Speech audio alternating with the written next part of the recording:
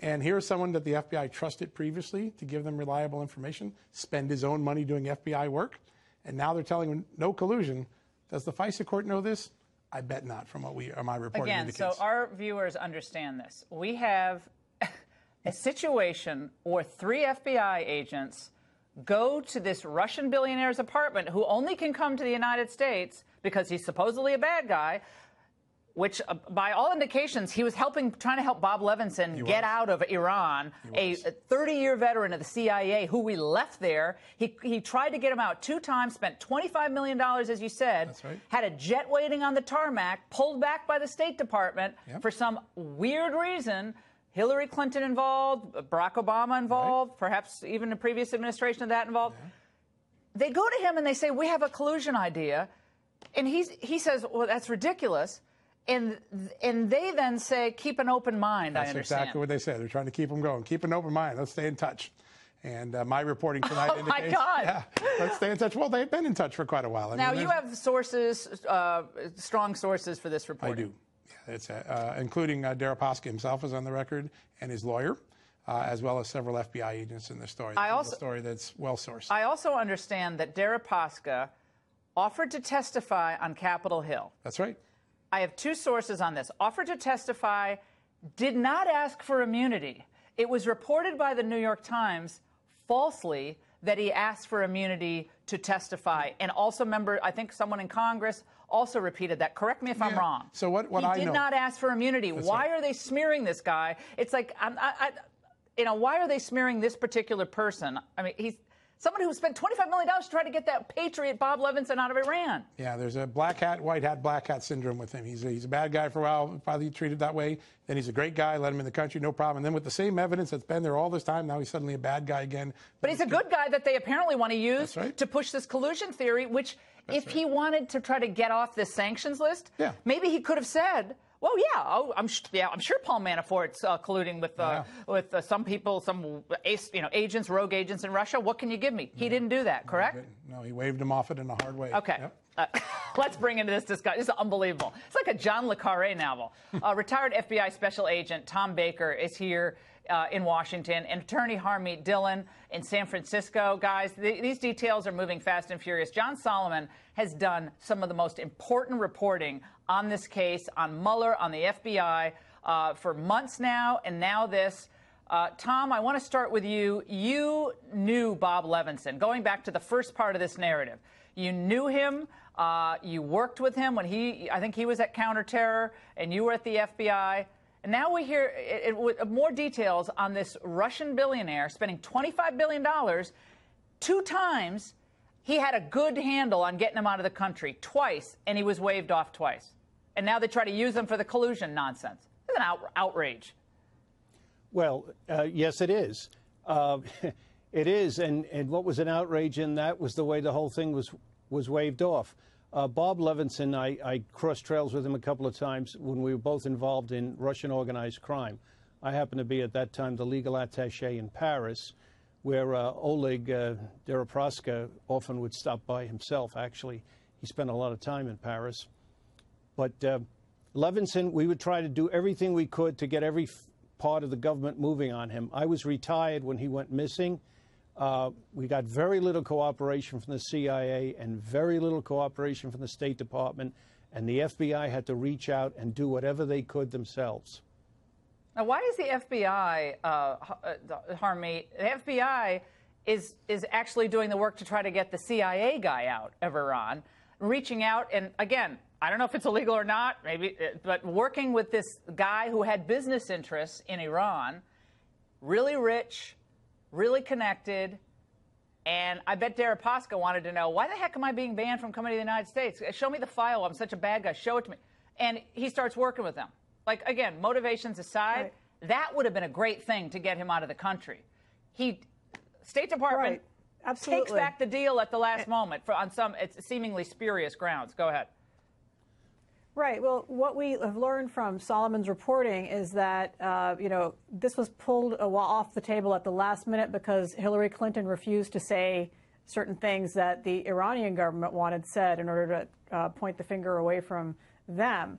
And so, that said, this gentleman and most wealthy people in his position don't do things out of necessarily the goodness of their heart. There would have been an interest in it for him. And having good relations and ability to come and go from the United States is literally worth over $10 billion to his businesses. And so naturally, he wanted to help and do a good thing as long as it didn't blow back on the Russian government. And so he was assured of that.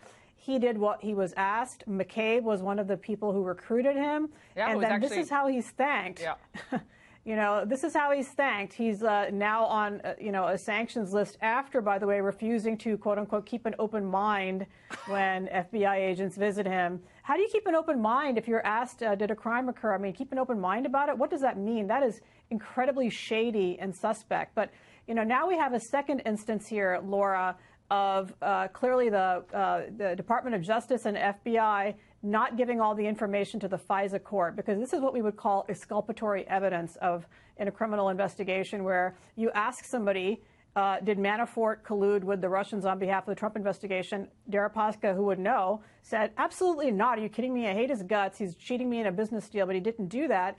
I am quite certain, as Solomon just said, that was not revealed to the FISA court, because if it were, a judge would take a second look at that. And now Manafort is fighting in court for evidence of whether this is, even covered by the Rosenstein authorization. Right. And and Mueller has filed that information under seal. Again, I think the fact that this whole $25 million, you haven't even talked about the fact that the $25 million violates the Anti-Deficiency Act of our government, where the government's not allowed to take volunteer support from citizens if it's not authorized by Congress. Yeah. And so Mueller may be trying to cover that up because it is embarrassing to him that he violated the law.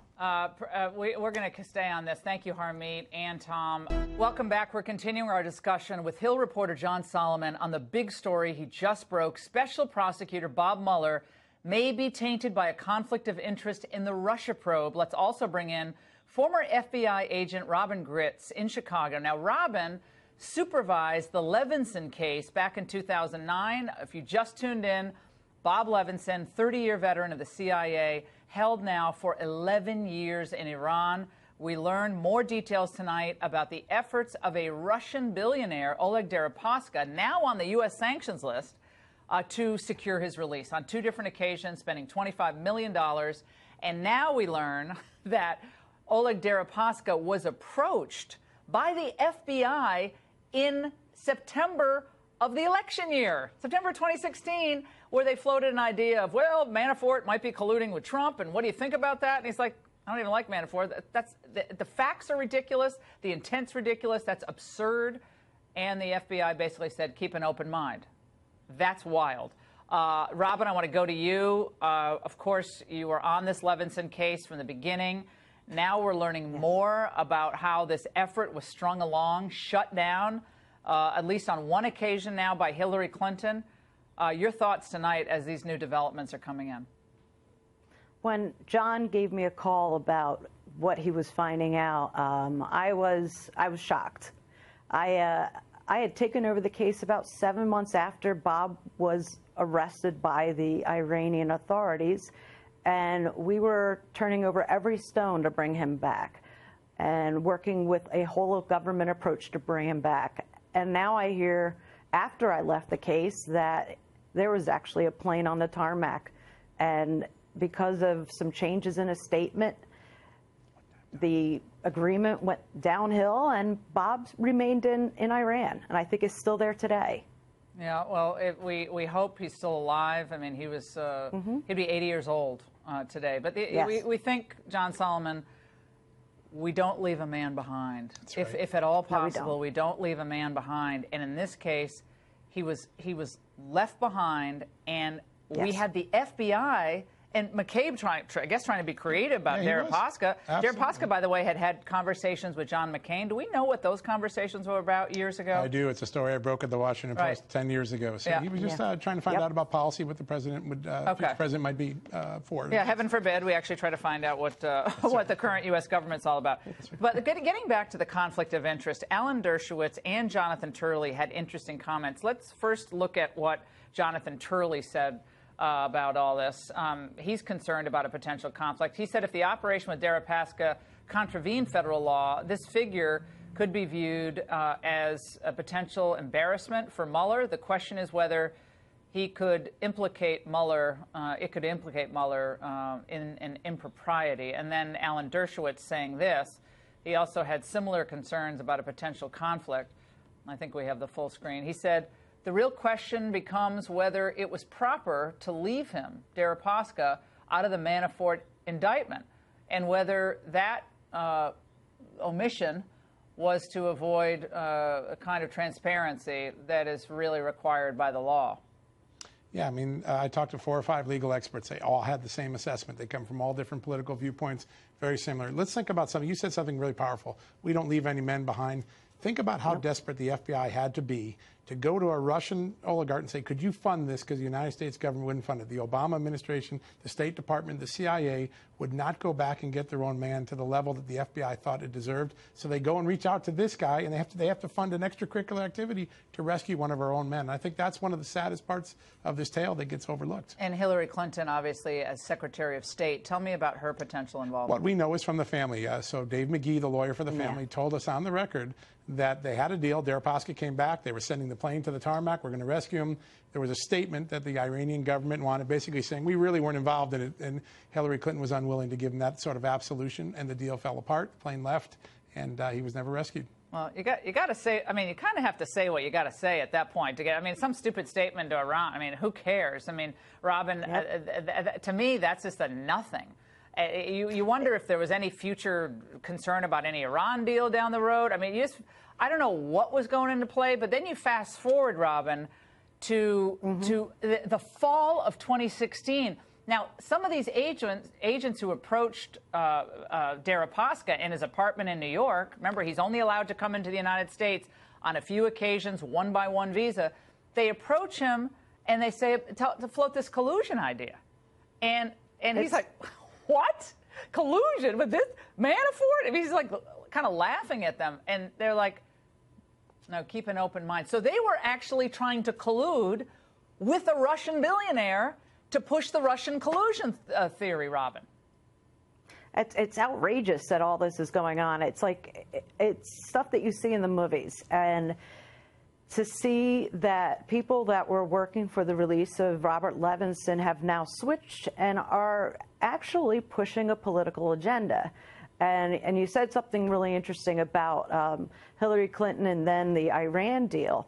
And when I actually was gone from the FBI when the Iran deal was signed, and I was waiting for Bob's name to be read. I was waiting for him to come home, and when his name wasn't read, it heartbreaking, because I want to clarify that Bob was actually an FBI agent for that amount of time. He was also a DEA agent.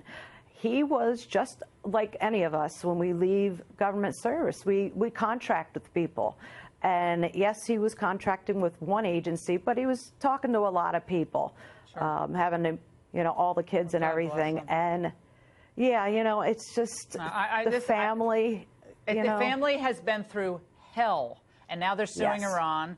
I'm telling you, John, I think Republicans on the Hill, if it's not going to be Democrats, Republicans should call Deripaska to Washington. He's offered to testify without immunity. Don't lie and say he asked for immunity, because he didn't. Bring him up to the Hill. Hear what he has to say. Question him, sharply question him. You don't have to trust what he said. Question him.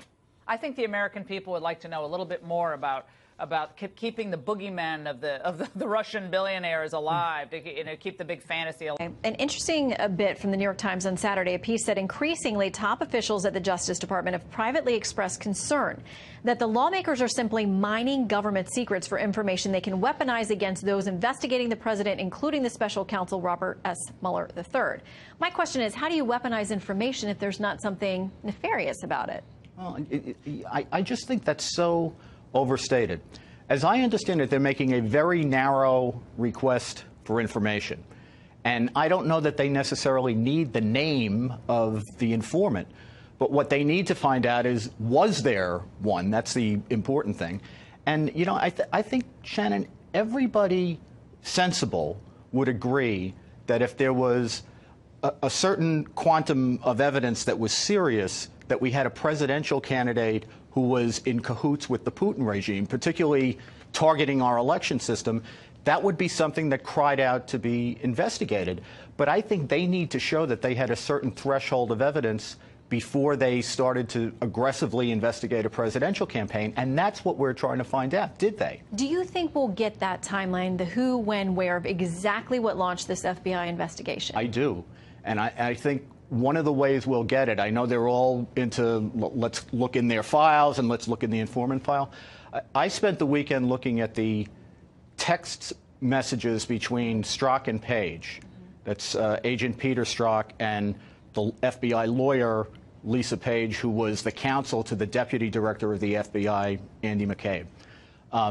They are a day-by-day narrative of what was going on in the investigation, and they're constantly in communication. So with respect to every decision that got made and the deliberation over it, these two are weighing in. Now, we don't know as much as we could know about that because they've massively redacted it. Yeah. But the window we have in it indicates to me that if you got to see that, it would answer a lot of questions. All right, we do have a lot of questions. I'm going to send this piece out so people can read and make their own decisions. It's probably going to raise more questions for them after they read it. But Andy, thank you for joining us tonight and for the piece as well. Thanks for